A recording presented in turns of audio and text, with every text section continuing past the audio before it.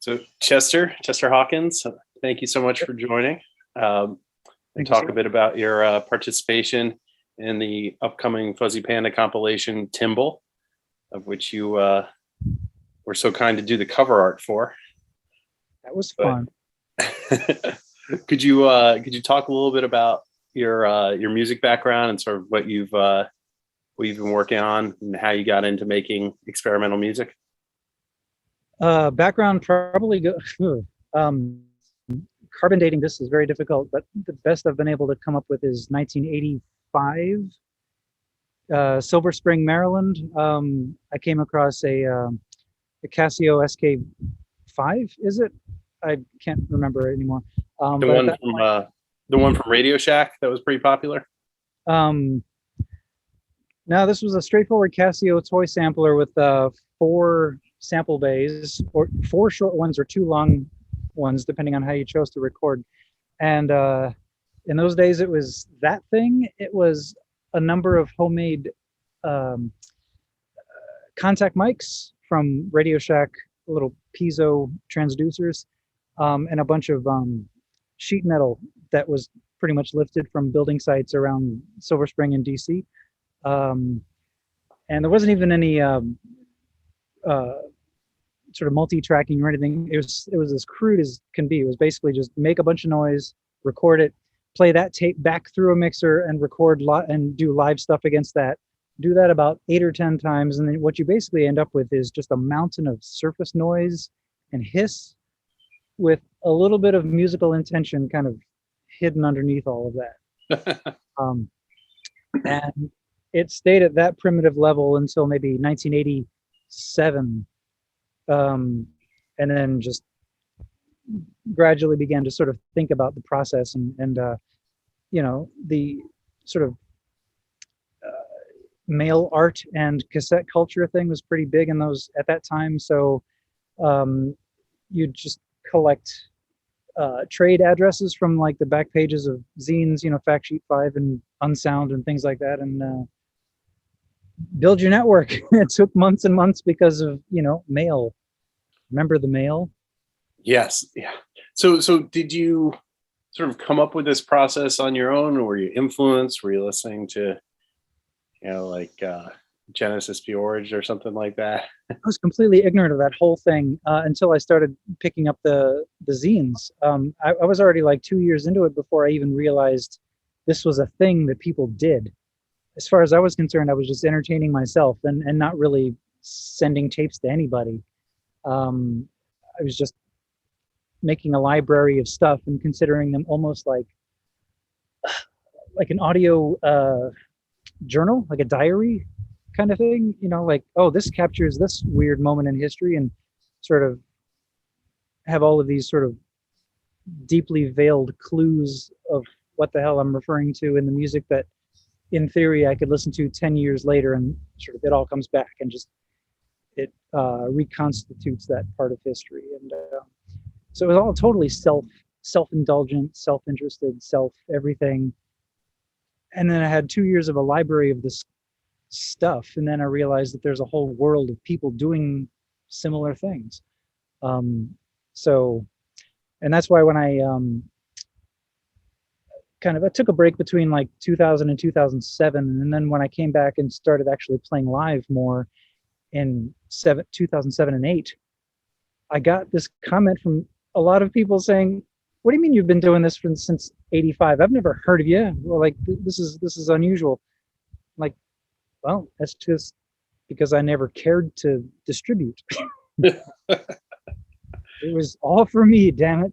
But then that's also kind of, I think it's not self-indulgent in, self-indulgence can also be more of a pure artistic statement, I think, if you're just honest about what you're doing and you're not thinking in terms of how it's going to be heard by other people. Self-indulgence in that sense makes it an extremely pure thing. And I think, you know, the pretension is gone, because who are you trying to impress? You know, nobody's going to hear it.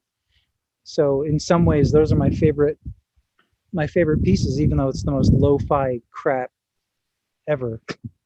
Well, and that's, yeah, and that kind of, you get rid of the ego aspect of it. If you're doing it, if you're making sounds you want to hear, then you're not doing it for anybody else. And that's fine. Yeah, like make the music you want to hear. Exactly.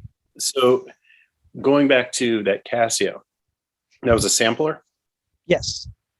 Yes. Okay. And Classic. so you've been working with samples. Sorry. Go ahead. Yeah, just a classic, just a little plastic sampler, tiny keyboard, very fragile. I still have it. It still seems to function.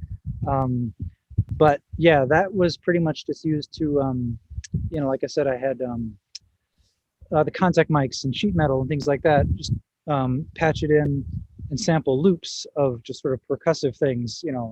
Contact mic on the sheet metal. Bang on it over here, get a sample of that. Okay, there's a rhythm. Apply a, let's say, electric shaver found at a thrift store or something. That makes a horrific sound. Sample that, but play it in a lower thing.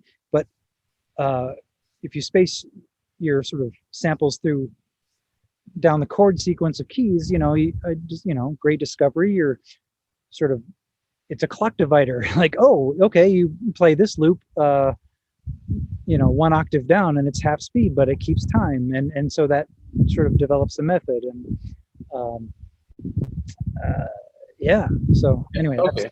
So that you answered, I think, another question I had, which was whether this was, whether it would shift the pitch. So if you sampling it probably to C, and then would it play a whole step up, and whatever that interval mathematical relationship ends up being. Yeah, like 1C up would be twice as fast, yeah. Twice as fast and pitched up a perfect C up, so, or whatever, a perfect octave up. So you're basically getting kind of a tuneful effect out of any brutal noise that you care to come up with. And that was kind of an interesting discovery. And at that point, I met came into contact with a gentleman in Brooklyn, New York, who had a very similar project at the time called Haunted Toilet. We became fast friends, and we traded tapes, and then he was kind of my introduction to the outside world of people doing this. But he had kind of, on his own sort of organic discovery, came up to the same place. Like he had, it wasn't the Casio, it was the Yamaha VSS 30s or whatever you call it. And he would not even use a mixer. He had 3 of them, and he would just sample things like, let's say, rhythmic samples from ABBA tapes or whatever, and just distort the hell out of them until you get this sort of crunchy, brutal, distorted noise, and do these wonderfully syncopated kind of rhythmic patterns. But where he would do wonderful things that broke my brain was take it beyond the length of comfortable listening time. Like, this sounds good, I'll do it for 10 minutes. and that was he was, let's say, a very healthy and an unhealthy influence in that way. Now, that at the time you were performing as Blue Sausage Infant? Yeah, Blue Sausage Infant, yeah. In the very beginning, there wasn't really a name. My first thing was at an old venue, now long since gone, in DC, called DC Space. I think I called it Audio Therapy at that point because it was all I could think of at the time. But that quickly became Blue Sausage Infant. But the methods weren't any different. It was just more of the same. Where was DC Space? It is now a Chinatown. It is now a Starbucks. I hate to admit. Yeah. Well. Yeah, we're just right around the corner from Gallery Place. One of the Gallery Place exits. So what is that? 7th and I or something? I don't know. Yeah. H and 7th is the is the arch, and then 9th and I, maybe 9th. I'm not sure. It's where the Red Line entrance is, over by the museum, by the portrait gallery. Yeah. It is now a popular corporate coffee thing. Well, at least they have healthcare for their employees. Yeah. But yeah, that was the birth of Blue Sausage Infant, and that project name stuck with me until just a handful of years ago, and I got sort of identified with it so closely. It was almost like my name for a while. Like all those 3 words just became one word. And at one point around 2000, I took out the character spaces, which I think everybody was doing back then, and just cramming words together. But yeah, Blue Sausage Infant. Should put an X on either end, right? No, I didn't go that far. So okay, yeah, because I think I first saw you play live as Blue Sausage Infant, and then maybe 2 or 3 years later, maybe even 4 or 5 years later, you were going under your own name again. Yeah. So, yeah. So have you worked with field recordings in the past? More as audio sort of spice elements, and not really as the core of a piece until recently. Like within the past 6 years or so, I've really started to get into that as kind of like the main meat of a piece. And with digital sort of audio editing software, it just becomes easier. In those early days, I was doing a lot of work with editing open reel tape. Mhm. Like Radio Shack would sell these really beautiful kind of gold colored metal editing sort of tabletop templates with these little edit tabs, these self-adhesive things, so you could just cut, splice, move on, cut, splice, move on. And so I would source material from all kinds of places and then just do a lot of tape edits. But that's not really sort of a field recording kind of thing. I mean, lugging. No, that's a sampling. That's a sampling thing, but that's really interesting because that sort of method doesn't really. It's not used by a lot of folks these days. It's such a pain in the ass to do. It's an art, right? It is. It is. Some of the finest art is also a pain in the ass. Yes. You can quote me on that. Art is a pain in the ass. But yeah, it would take like a whole weekend of just really deep focus, and you'd come up with maybe like at the end of a weekend, I don't know, 2 or 3 minutes of sort of edit material, So when I first heard Negative Land, it was their a big 10/8 place release, and it was sort of like this weird brainstorm, like holy crap, that's kind of like what I was doing except good. But yeah, that was a huge focus for a long time. Anyway, like 6 years ago or so, started getting into the digital version of this, which it's so much easier, but so much it's a lot of fun. It's just a whole different process. Well, it's also, I guess, digital is limiting in ways. Obviously, it has many more possibilities than analog, but it is still limiting. Like because there's so many shortcuts. You can double the length of the sample very easily to get it to half the pitch, and so there are shortcuts you can kind of find yourself trapped by. Definitely, and that's why I do use a lot of technology, but I also take great pains to not learn it too well, because you can very easily just get lost in shortcuts and filters and plugins, and let the effects and let the technology sort of be the composer, and that's kind of that's not ideal. Like when it's sort of disappointing when I hear in my own music from, let's say, 10 years ago something, and I'm recognizing a patch from a Korg synth or something that I had at that time because it was new to me, and I thought, oh, this sounds great, I'll use this.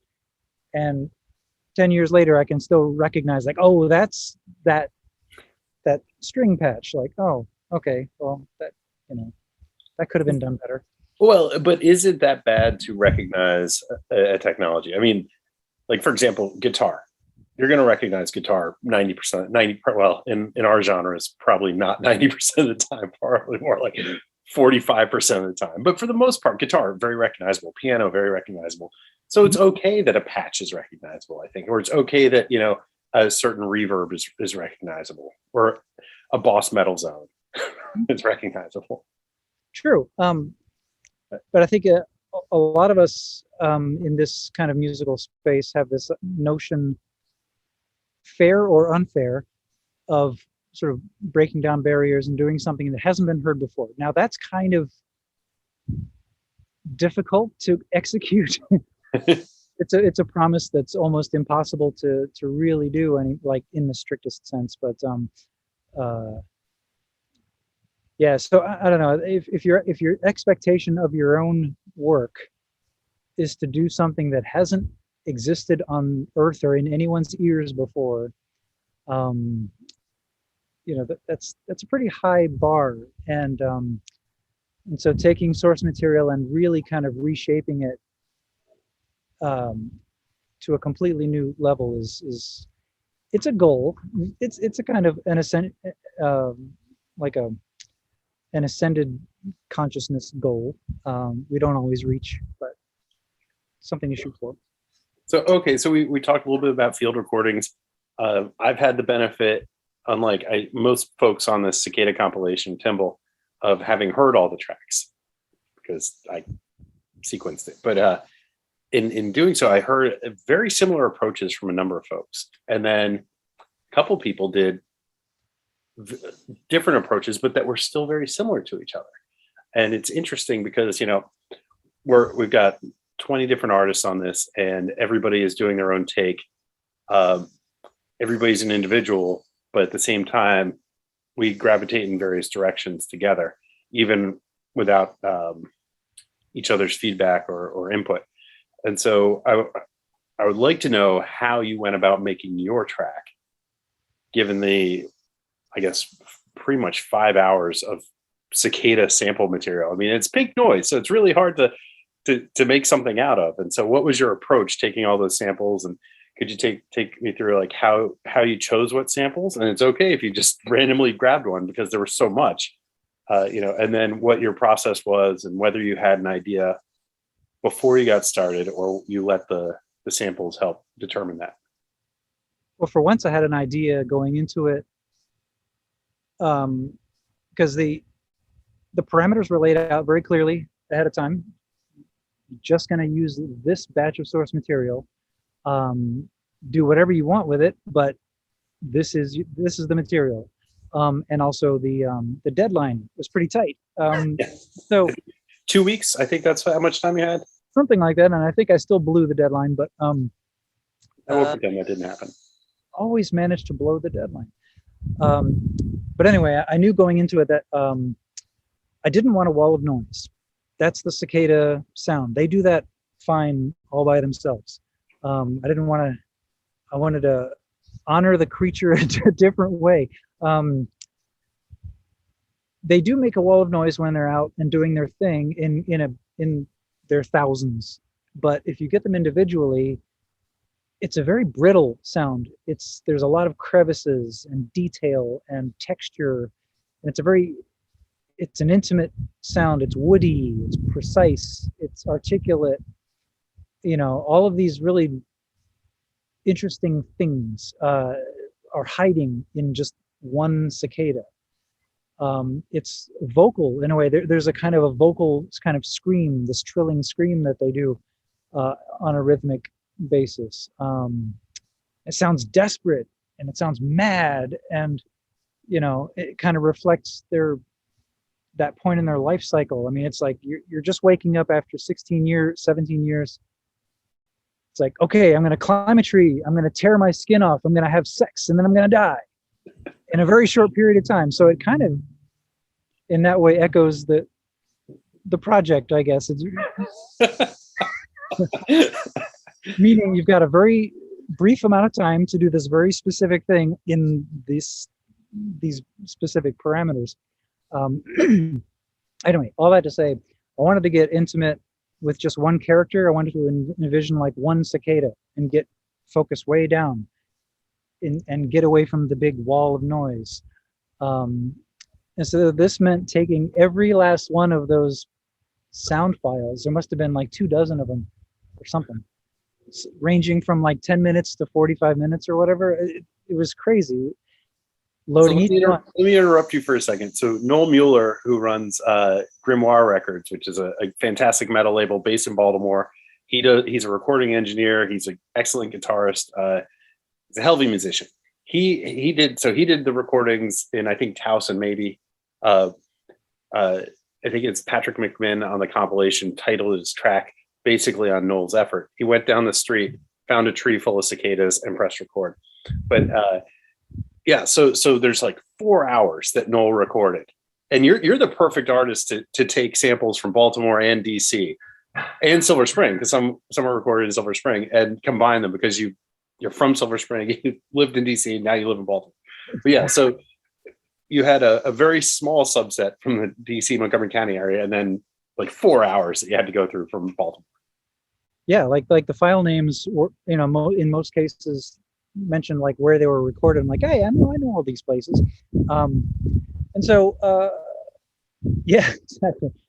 So that meant I didn't just randomly take stuff. It was quite the opposite. I took every single one of those stinking recordings, loaded them into audio sort of editing software, and tried to find each of those little intimate moments. Anytime when the microphone got close to a single, or anytime when the audio kind of chilled out and it sounded more focused on and that detail came through, and just hacked and slashed, did a massive editing job on all of those files, or many of the files, primarily maybe four of them, and just came up with a very tight edit of all those little kind of squeaks and pops and screams where it sounded like we're listening to one character or a couple of characters. And then it was just sitting with the resulting edit and seeing if there was any dramatic kind of vaults and arcs going on. And there were, actually. It was surprising. It was great. And so picked a few of those kind of dynamic changes and let those lead the rest of the composition, and just edited around, let's say, one dominant sort of narrative arc, if you could call it that, of sort of static and screaming, and then just built a piece around that in a way that seemed to go through some hills and valleys, and there we go. That was it. Well, I think it's a really excellent track, and thank you for contributing to the compilation. So are you going to incorporate any cicadas into your live sets anytime soon? I don't know. I still have that sort of source edit, and I recently sort of sprung the modular synth back to life, and so who knows? It's like anything can be clay once you put it into some sympathetic machinery, and so we'll see. But at the moment, no, it's sitting on the other laptop and being ignored. In fact, I haven't heard the track since I sent it in, or since I approved the master. And that's part of the method as well. It's like once a thing is done, I like to just forget about it until it arrives in. If it's a compilation track, when I'll deliberately just not even listen to it until it comes back, so that I can just play the thing through and hear it fresh in the context of the final product. And it's great because by that point I've forgotten what I did. And you're sort of like hearing it maybe the way somebody else might hear it, and it's a little more interesting that way. That is one of the fun things about this genre of music that we're kind of in, that you can throw a bunch of effects on something and have a happy accident, and then sample that happy accident, and 2 weeks later you listen to it and you're like, how I love this sound, how do I do it again? And you just can't. It's never going to happen. Yeah, I can point to almost nothing that I've ever done and released that I could ever reproduce. It's just that mysterious. Yeah, Well, you've got a show coming up on Friday, right? At Mark's Cafe. indeed. I imagine that to the extent people are watching this and, it gets promoted by the fat cats at Fuzzy Panda, it'll be after that show. Do you have any shows planned for this fall, even though we have the Delta variant storming through our country? I have zero planned, and it will probably remain that way until the variant chills out a little bit. This was an opportunity that came to me kind of out of the blue, and I've been very inactive, since the pandemic started.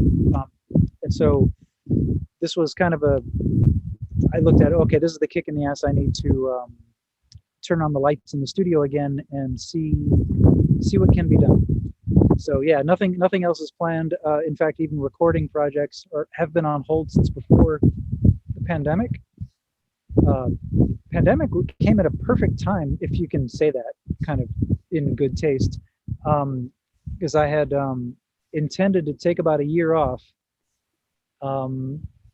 shut everything down, and stop all this craziness, and then kind of like I was just saying, and sort of forget my methods, which at that point have maybe become a little, I won't say stale, but familiar.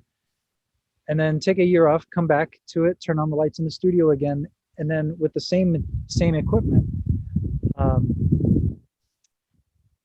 find a new way to do stuff. And it could be that the resulting music sounds exactly the same, picks up where I left off, or it could be a whole new form. That was the idea. And then about 2 months into it, this COVID thing came along and really shut it all down. It's been a hell of a year and a half. I hope everybody gets vaccinated so we can get back to going to shows. Yes, indeed. So this Friday is going to be kind of a very weird thing. I'm not yet comfortable, even with masks, going into a pub and doing anything like used to do. So we'll see. Well, it's going to be live streamed, right? Potentially. Yeah, we fought the big one. There is a Zoom link that they are sharing around. Yeah. For those who are sensibly paranoid, definitely that's the way to go. So you mentioned that you hadn't really played out at all, and this will be the first one. So have you considered playing any virtual shows in the near future? Possibly. Now that, excuse me, we've relocated to Baltimore. I've got this lovely roof deck and Good point. 2 electrical outlets. So in theory, I could stage something here and broadcast. That's been an idea.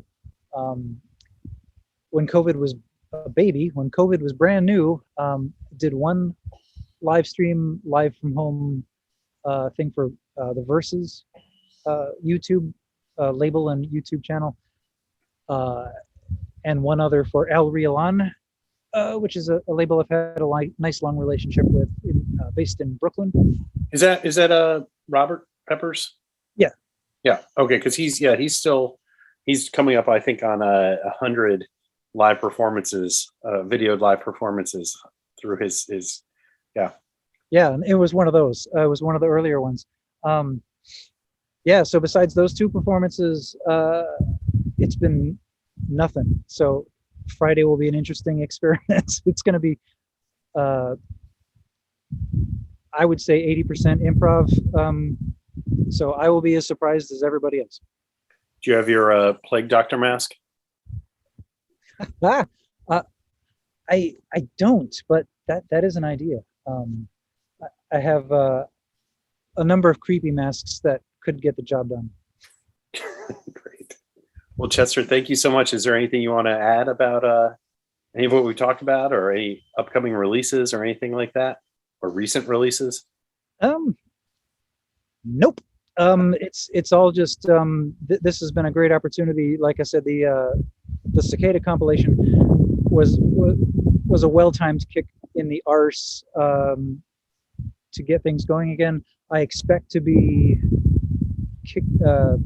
kicking into some home recording compositions in the next 2 months or so, and perhaps something will come of that. And so, yeah, nothing particularly planned, but I can feel the bugs moving in my head again, so that's a good sign. That's awesome. Well, hey, thank you so much for joining tonight. And ladies and gentlemen, Chester Hawkins. Thanks again. Cheers.